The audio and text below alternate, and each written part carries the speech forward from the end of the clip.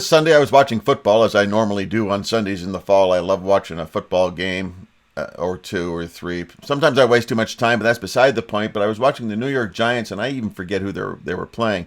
But the New York Giants were playing, and Daniel Jones, the quarterback, was running for the end zone. He went around the outside, and he ran for the end zone, and there was a legal tackle. He made it to about the 1 yard line, and it looked like a helmet-to-helmet hit. And he got up, and he started to walk back to the huddle.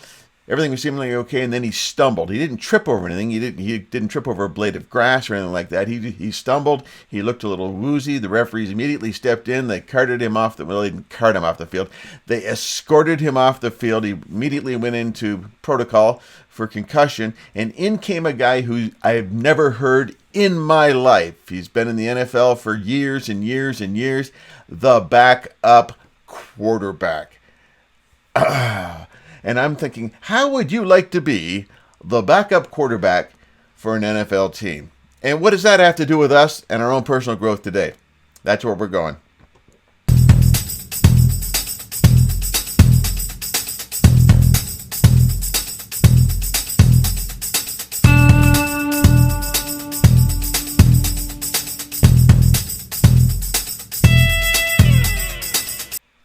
Yeah, that's where we're going today.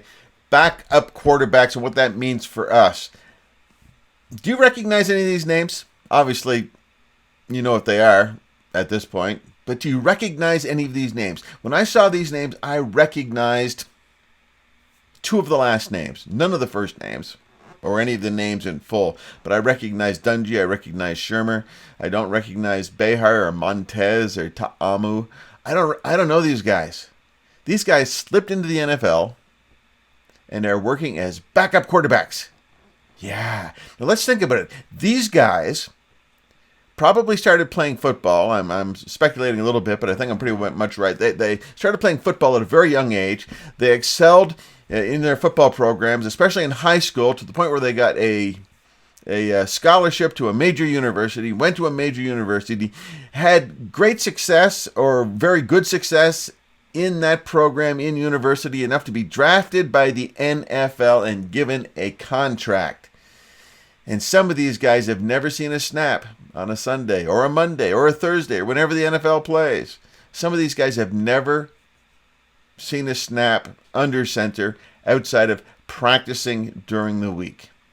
Now here's the mind-blowing thing. You ready? Steve Montez makes $610,000 this year as a backup. A backup. The next five, and he is the lowest paid backup quarterback in the NFL. The next five lowest paid guys are the other guys on this list, and they're making $660,000 a year to be a backup quarterback. Are you kidding me? Oh my goodness, what does it take to be a backup quarterback? Now, Mike Glennon was the guy who came in for Daniel Jones for the Giants. Mike Glennon has been in the league, I don't know how many years. I got to be honest with you. I really don't know. But guess what? He's making $1.35 million this year as a backup. And he came in and had to play the rest of the game and did what you thought a backup would do. He did all right. Nothing exciting, nothing amazing. He did okay. He's a backup quarterback. If he was a really, really good player, guess what? He wouldn't be a backup. He would be a starter. But he's making $1.35 million as a backup. Does it frustrate you? Nick Foles is probably the most famous backup quarterback. Nick Foles was a backup quarterback in Philadelphia. Carson Wentz went down with a season-ending injury. Nick Foles came in. He finished the season. They went to the playoffs. They went to the Super Bowl. They won the Super Bowl with a backup quarterback. And Nick Foles, as a backup quarterback who came in for the injured Carson Wentz, won the MVP. He was then traded or his contract ran out or whatever, and he was offered a big contract in Jacksonville. He went into Jacksonville. He was replaced within half a season, became the backup there because he just couldn't hold on to the starting job. He's now in Chicago. He's the number 3 backup for the Chicago Bears, and he's making how much? $6 million to be the 3rd string backup. 2 people have to get hurt for Nick Foles to go in.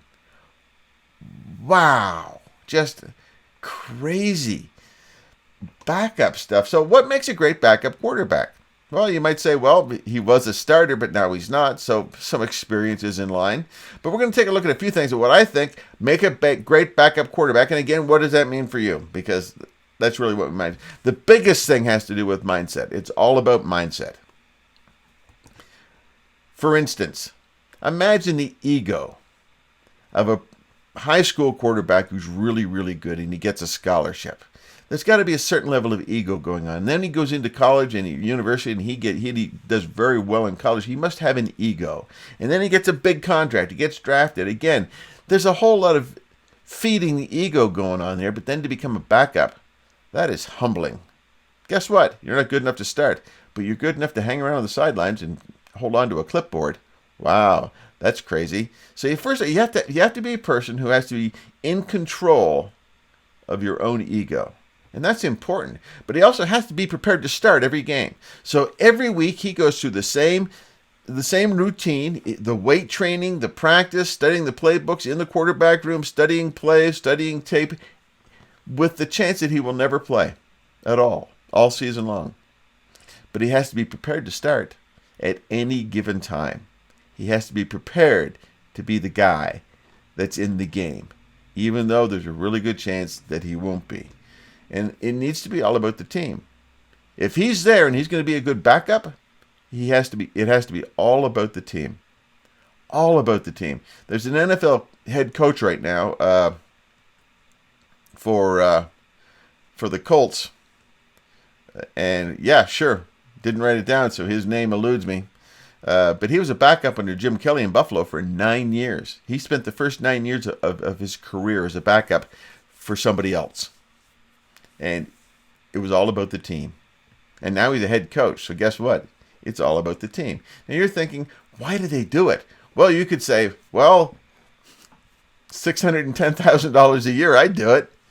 Yeah, but he's putting in the same amount of work, the same amount of weight training, the same amount of everything. So why do they do it? Why do these people do it? Well, first of all, they love the game. They have to love the game. If they don't love the game, why would they do it? They also have the opportunity to contribute. He's even contributing on the sidelines. He's got jobs to do on the side. He's contributing, even in the smallest of ways, but he's contributing. And then he has the opportunity to make a difference just in case he has to go into the game. He has the opportunity to go into the game and make a difference on the field. In front of the cameras, in front of the limelight, he gets to earn that money, but he's earning it anyway. But he gets the opportunity to make a difference. And like I said, it's all about mindset. So, is it a job or is it a career? Well, some people have made a career of it. Mike Glennon of the Giants, it's a career for him. He's been a backup for years and years and years, and it's a career. And he loves it, I guess, or he wouldn't be doing it. At least he loves the paycheck, $1.35 million this year, as a backup. I follow football, and I've never heard of him before. Or if I have heard of him before, I've forgotten about it. So, yeah. So it's not about the fame. So how can this information make a difference in your life right now? How can this make a difference in your life right now? Well, it's not about you. Whatever you're doing, I don't care what kind of job you have, whether you're trying to create something online, doing stuff online like I do, or anything else, it's all about not you. The best lives are spent in service to helping other people. And you can be the CEO of a company and all you care about is serving other people. I'm not saying you're not in charge. I'm just saying if it's all about you, very few people are going to follow you. Prepare to start or contribute every day. Every day of practice, those backup quarterbacks are contributing. And if they cop too much of an attitude, then they're not a backup quarterback anymore. They're not in the league. They're not there anymore. But you have to be prepared to start or contribute every single day. And for you, every day when you show up on Facebook or you show up in your group or you show up in whatever job you have, if you show up at the grocery store, you have a job to do. So do it. Prepare to contribute every day, always thinking of how can I help someone else. And then it's all about serving others. I guess I kind of mentioned that a couple times already. But whatever job you have, it's all about serving others. It's all about helping other people be whatever they can be. If everybody, think about it, if everybody in the world thought first of all about contributing and serving other people, that would be a utopia. because too many people are just thinking about themselves. They're just thinking about themselves. And there's where the problem lies. It's all about serving other people. You are born to serve. So that's what I have for you this morning. I do want to drop in the commercial. Wow, product placement all over the place. Merch, t-shirt, the whole thing. November 1st, I'm opening up a membership for 1 week. And it is a Conquer Yourself project. It surrounds 3 basic areas of personal growth. And if you master these 3 basic areas of personal growth, then anything else you do in life will come a whole lot easier. Success will come a whole lot quicker. But it is a membership, and it's open on November 1st. You can get more information at conqueryourselfproject.com. conqueryourselfproject.com. And if you go there, you'll get to sign up for a wait list. The most exciting thing on the internet today is signing up to wait for something. But that's what it is. You're signing up for a wait list. And you'll get some emails from me and a few other things, and that's it. But November 1st is when it all kicks off, and I'm just dropping in a plug for that on the front end. I'm Bill McConnell. Once you conquer yourself, everything else becomes possible.